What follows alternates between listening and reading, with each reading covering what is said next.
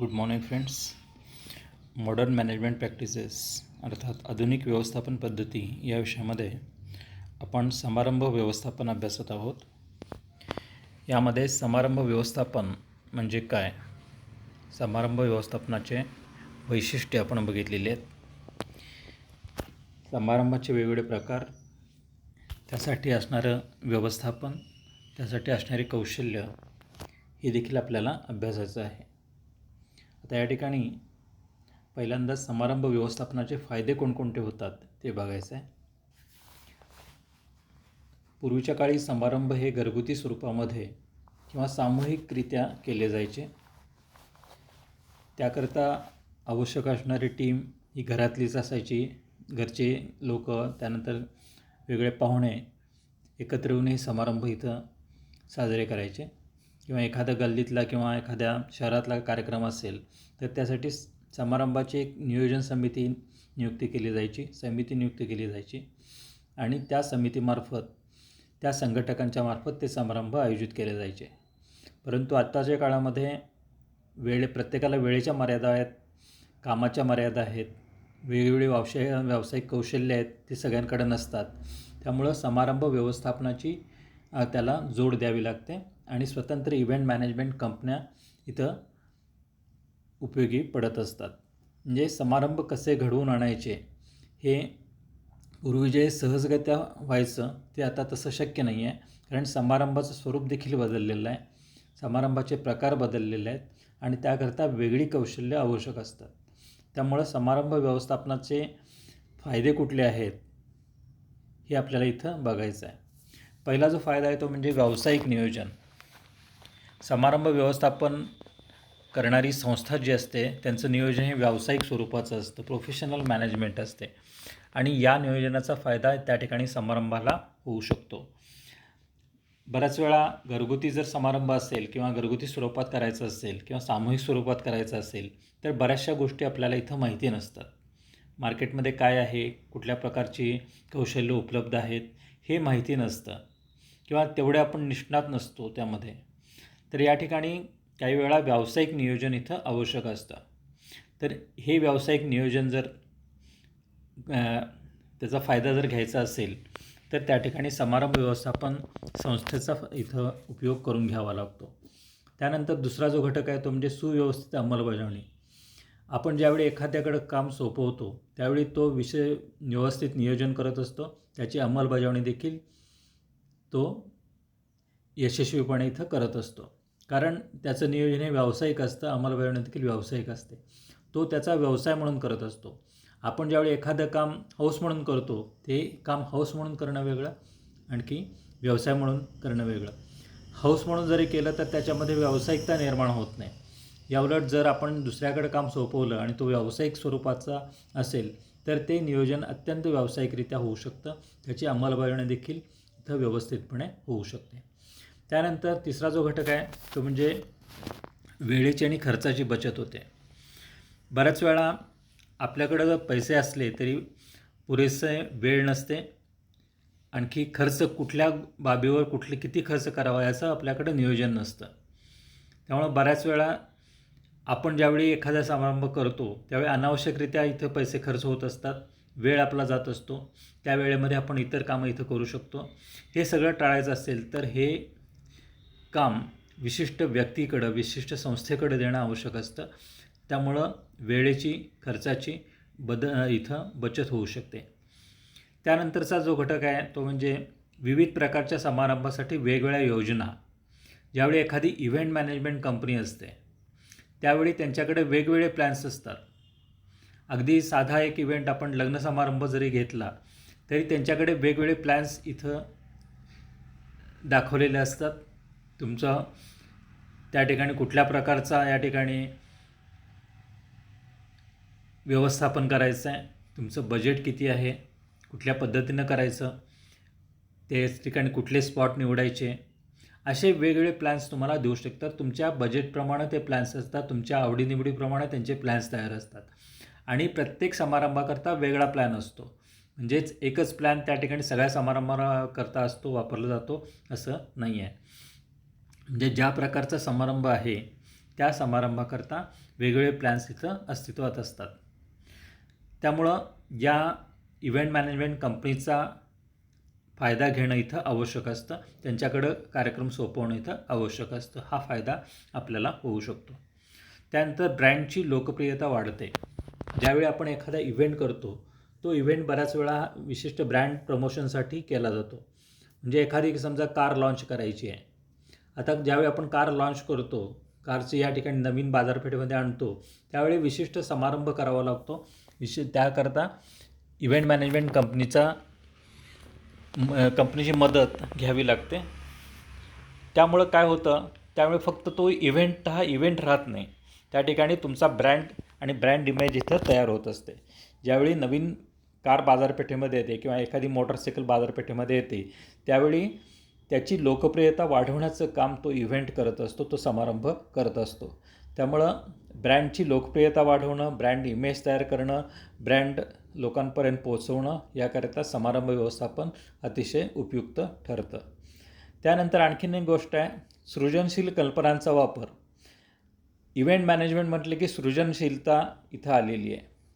इथं सृजनशील असल्याशिवाय कोणीही इव्हेंट मॅनेजमेंट इथं करू शकत नाही. नवीन कल्पना तुमच्याकडे असल्या पाहिजेत. नवीन काहीतरी तुम्ही केलं पाहिजे. आहे त्यापेक्षा नवीन कल्पना आणणं, कल्पनांचा वापर करणं, याला सृजनशीलता असं म्हटलं जातं. तर ह्या गोष्टी तुमच्याकडे असतील तर त्या ठिकाणी समारंभ चांगल्या पद्धतीनं होऊ शकतो. आज समारंभ व्यवस्थापनाचा जर विचार केला तर अनेक फिल्म्स या समारंभ व्यवस्थापनावर आधारित इथं आलेल्या आहेत. तुम्ही जर बघितला तर त्या ठिकाणी वेगवेगळ्या कल्पना इथं वापरल्या जातात, वेगवेगळ्या फिल्म्स इथं वापरल्या जातात आणि त्याचा वापर करून हे समारंभ आखले जातात. ग्राहकांच्या व्यवसायात प्रगती या इव्हेंट मॅनेजमेंटमुळे होत असते. ग्राहकांचा व्यवसाय वाढायचा असेल तर त्याची प्रसिद्धी होणं आवश्यक असतं. व्यवसायाची प्रसिद्धी करण्याच्या दृष्टीनं हे जे समारंभ व्यवस्थापन कंपन्या असतात ते जास्त चांगल्या पद्धतीनं काम करू शकतात. आणि ही प्रगती जर व्हायची असेल व्यवसायामध्ये तर त्या ठिकाणी समारंभ व्यवस्थापन उपयुक्त ठरत असतं. समारंभामध्ये श्रोत्यांचा सहभाग व्यापक स्वरूपाचा असतो. सहभागी होत असतात, उत्साहानं ते सहभागी होतात. त्यामुळं लोकांचा उत्साह वाढतो. त्याचबरोबर तुमच्या ब्रँडची लोकप्रियता देखील वाढत असते. तर समारंभ फक्त हे एकतर्फी होणारी कृती नसते. बऱ्याच वेळा या ठिकाणी सगळ्यांचा सहभाग इथं आवश्यक असतो. जरी समारंभ इव्हेंट मॅनेजमेंट कंपनीमार्फत केला जात असला तरी त्यामध्ये सहभागी असणारे लोक त्या समारंभाचा चांगला फायदा उठवत असतात. त्याचा फायदा त्या ठिकाणी त्या कंपनीला, त्या ग्राहकांना इथं होत असतो. आणि सगळ्यात महत्त्वाचा फायदा म्हणजे ताणतणाव दूर होतो. एखादा समारंभ हाती घ्यायचा म्हटलं तर आपल्या मनावर प्रचंड ताण येत असतो. एखादं लग्न पार पाडायचं असेल तर आपल्याला अनेक प्रकारच्या समस्यांना तोंड द्यावं लागतं आणि त्याचा ताण आपल्यावर येत असतो. ज्यावेळी तेच काम आपण दुसऱ्याकडे सोपवतो त्यावेळी आपला हा ताण जो असतो, वैयक्तिक ताण असतो, तो कमी होऊ शकतो. कारण आपला ताण आपण दुसऱ्यांवर सोपवत असतो, ते काम आपण दुसऱ्यावर सोपवत असतो. आणखी सगळ्यात मोठा फायदा म्हणजे समारंभानंतर उत्कृष्ट प्रसिद्धी मिळते. ज्यावेळी आपण एखादा समारंभ आयोजित करतो आणि त्या समारंभामध्ये वेगवेगळे कार्यक्रम हाती घेतले जातात, त्यावेळी जर त्या कार्यक्रमाची प्रसिद्धी व्यवस्थित झाली तर त्याचा फायदा त्या कंपनीला, त्या व्यवसायाला होत असतो. इव्हेंट मॅनेजमेंट कंपन्या फक्त इव्हेंटचं काम करत नाहीत. इव्हेंटच्या कामाबरोबरच त्यांचे त्या ठिकाणी प्रसिद्धीचं काम देखील महत्त्वाचं असतं आणि ते प्रसिद्धी स्वतःहून करत असतात. म्हणजे प्रसिद्धी करणं हा इव्हेंट मॅनेजमेंटचाच एक भाग असतो. थोडक्यात समारंभ व्यवस्थापनाचे असे अनेक फायदे या ठिकाणी असतात. त्या फायद्यांच्या आधारे आपण समारंभ व्यवस्थापन चांगल्या पद्धतीनं इथं पार पाडू शकतो. आता समारंभ व्यवस्थापनासाठी आवश्यक असणारे कौशल्य कुठले असतात ते आपण बघूया. समारंभ व्यवस्थापन आपल्याला जरी सोपा वाटत असला तरी त्या ठिकाणी आपल्याकडं वेगवेगळी कौशल्य इथं असणं आवश्यक असतं किंवा आपल्या टीमकडं ही कौशल्य असणं आवश्यक असतं. ही कौशल्य कुठली आहेत हे पाहणं इथं आवश्यक आहे. जे पहिलं कौशल्य आहे ते म्हणजे उत्तम जनसंपर्क असणं. त्या ठिकाणी तुमचा जनसंपर्क, तुम्ही ज्यावेळी एखादा कार्यक्रम हाती घेता त्यावेळी तुमचा जनसंपर्क चांगला असला पाहिजे. क्लायंट्सच्या गरजा ध्यानात घेऊन त्यांना ग्राहकापर्यंत काय पोचवायचं आहे हे ध्यानात घेऊन त्यानुसार आवश्यक त्या व्यावसायिक सेवा पुरवणं इथं आवश्यक असतं. म्हणजे क्लायंटला काय पाहिजे, ग्राहकाला जो या ठिकाणी तुमची सेवा विकत घेतो त्या ग्राहकाला नेमकं काय पाहिजे आहे आणि ते कसं ग्राहकापर्यंत व्यावसायिकरित्या पोहोचवता येईल, इतरांपर्यंत कसं पोहोचवता येईल, याकरता तुम्हाला तुमचा जनसंपर्क चांगला असला पाहिजे. त्यानंतर दुसरा जो घटक आहे तो म्हणजे निर्मितीशीलता. समारंभाची संकल्पना लक्षात घेऊन त्यानुसार नाविन्यपूर्ण संकल्पना ज्या असतात त्यांचा योग्य वापर करणं आवश्यक असतं. तुम्ही नवीन कन्सेप्ट इथं आणल्या पाहिजेत, नवीन संकल्पना इथं आणल्या पाहिजेत. तुमच्या आहेत तो समारंभ म्हणजे एकाची कॉपी दुसरा समारंभ असं होऊ शकत नाही. प्रत्येक समारंभ हा वेगळा असतो.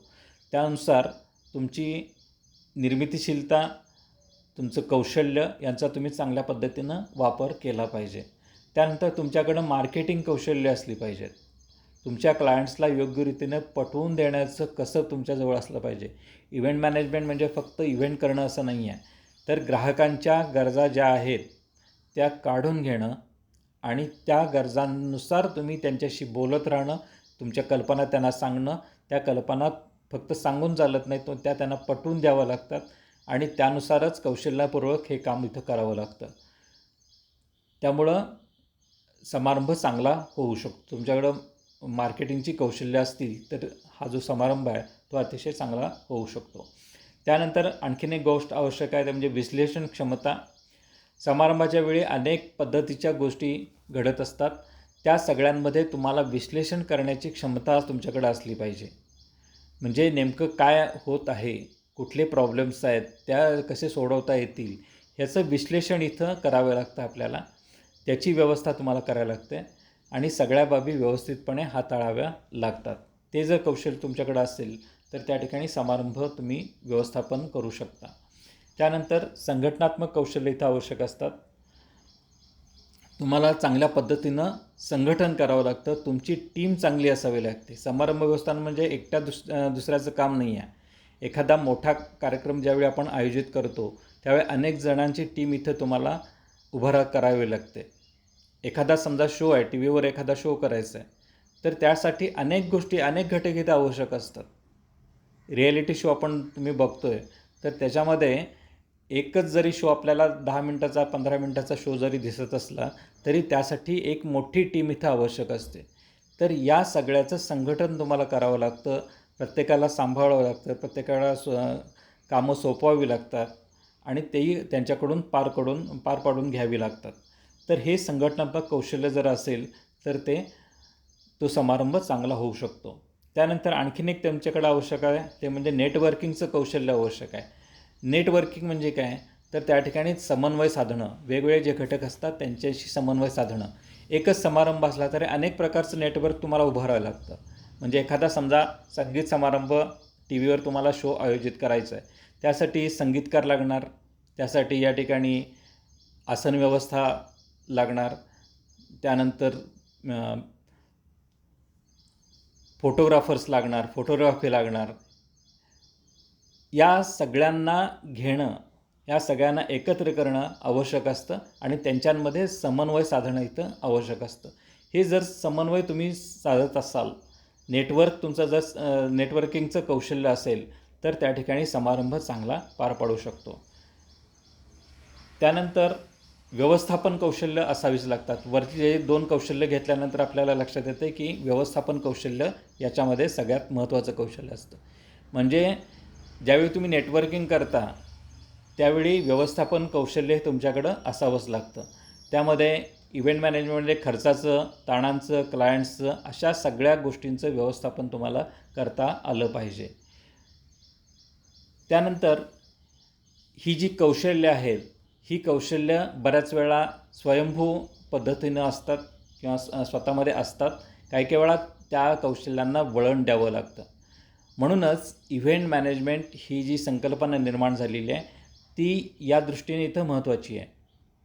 म्हणजेच आपल्याकडं जरी कौशल्य असली तरी ती अधिक चांगल्या रीतीने विकसित करावी लागतात.